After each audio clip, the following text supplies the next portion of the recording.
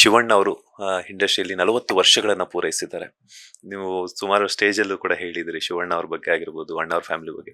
So 40 ವರ್ಷಗಳನ್ನ ಪೂರೈಸಿರೋದು ಯಾವ ರೀತಿ ಕಂಗ್ರಾಚುಲೇಷನ್ಸ್ ಹೇಳ್ತೀರಾ ಅಂತ? ಶಿವಣ್ಣ ಅಂದ್ರೆ ಅಣ್ಣವ್ರ ಫ್ಯಾಮಿಲಿ ಅನ್ನೋದು ಅದೊಂದು ಆ ಗೌರವ ಬೇರೆ, ಆ ಪ್ರೀತಿ ಬೇರೆ. ಬಟ್ ಶಿವಣ್ಣ ಅಂದ್ರೆ ಎಸ್ಪೆಷಲಿ ನನ್ನ ಸ್ವಂತ ಅಣ್ಣನ ಥರ, ಹಿರಿಯಣ್ಣನ ಥರ.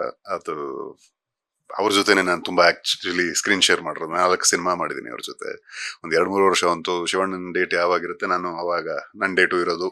ಬ್ಲಾಕ್ಡ್ ಒಂಥರ ಪ್ಯಾಕೇಜ್ ತರ ಇತ್ತದು.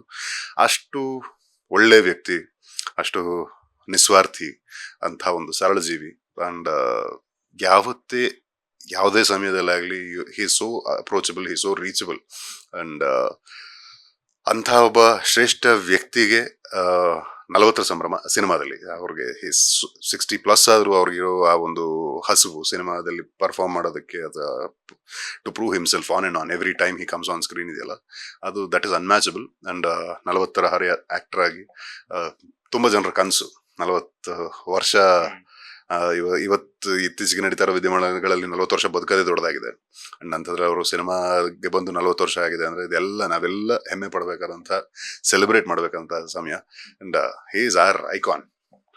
Love you Shivanna. 40 ಅಲ್ಲ, ಅದು 400 ಆದ್ರೂ ನಾವು ಅಷ್ಟೇ ಪ್ರೀತಿಯಿಂದ, ಅಷ್ಟೇ ಖುಷಿ ನೋಡ್ತೀವಿ.